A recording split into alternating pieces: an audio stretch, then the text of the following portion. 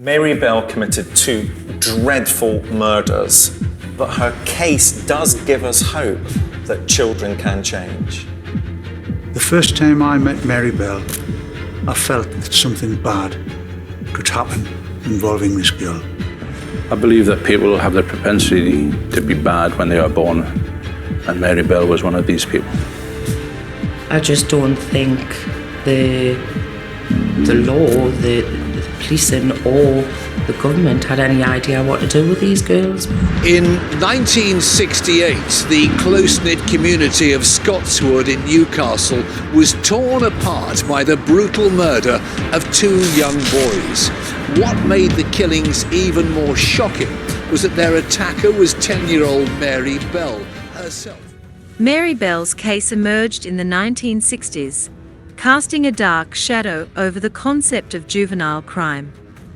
Born in 1957 in Newcastle, England, Mary Bell's troubled upbringing set the stage for a series of events that would leave an indelible mark on criminal history.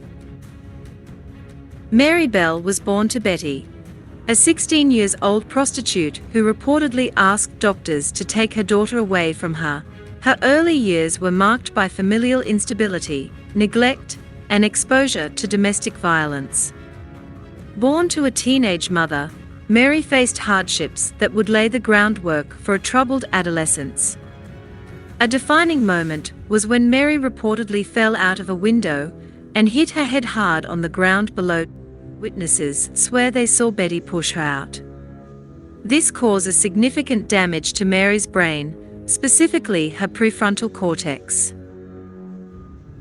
Raised in an atmosphere where love and stability were in short supply, Mary Bell experienced neglect and abuse.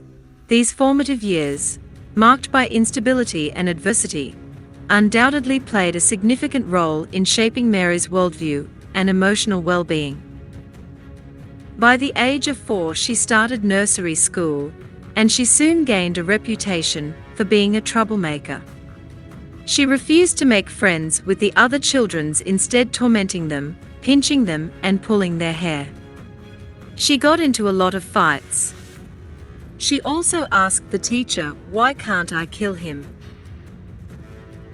The only real friend she made was a girl named Norma Bell.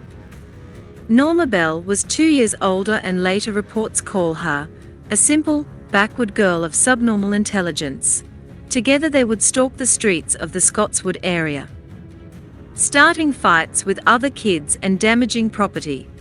On the 11th of May, 1968, their behavior escalated. A 3-year-old boy was found wandering the streets alone. He was dazed and had a deep cut on the side of his head. Then after some days, a mother reported Mary and Norma to the police for attacking her 7-year-old daughter Pauline.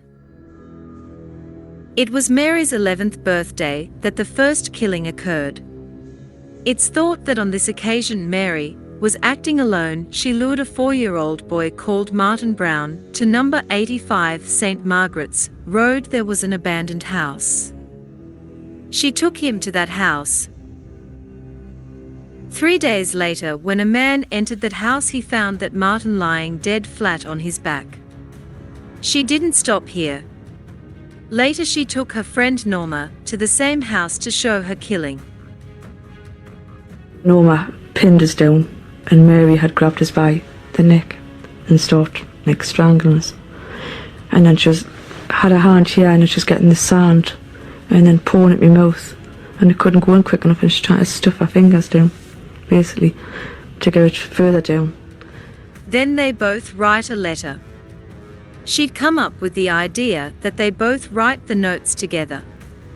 First Mary would write a single letter, then Norma would write the next letter. It's a good example of Mary's cunning mind. It made the handwriting difficult to trace. When the investigators arrived, they found no clues. What they did find was a bottle of pills lying almost empty next to Martin, so they assumed he'd accidentally overdosed, thinking the pills were candy. This was a clever murder. Even the post-mortem found no evidence, and so for the time being his death remained a mystery. The place where Martin was found was known as Rat Alley, one of the poorest areas in the Scotswood district of Newcastle. All the buildings in the area were being torn down, so they could be replaced with high-rise apartment buildings, which is why the buildings were abandoned. 2 months later, on the 31st of July, Mary killed again a 3-year-old boy named Brian, who was playing outside his house. The two girls led him away, saying that there was a woman coming on the number 82 bus who gave out sweets.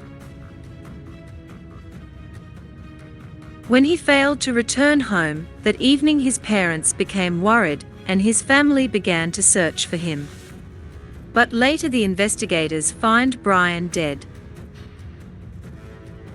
Then after some days, a boy came as a witness.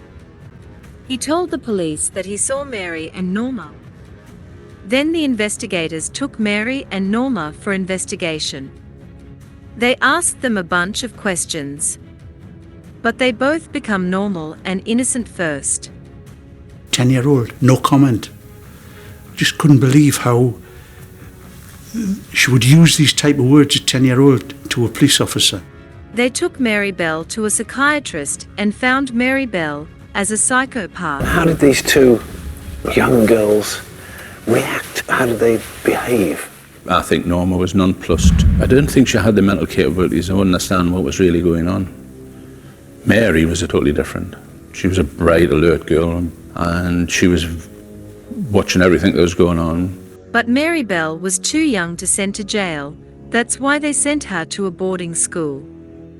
Mary Bell's mother visits her boarding school regularly. Now, Betty, are you saying that your daughter is innocent?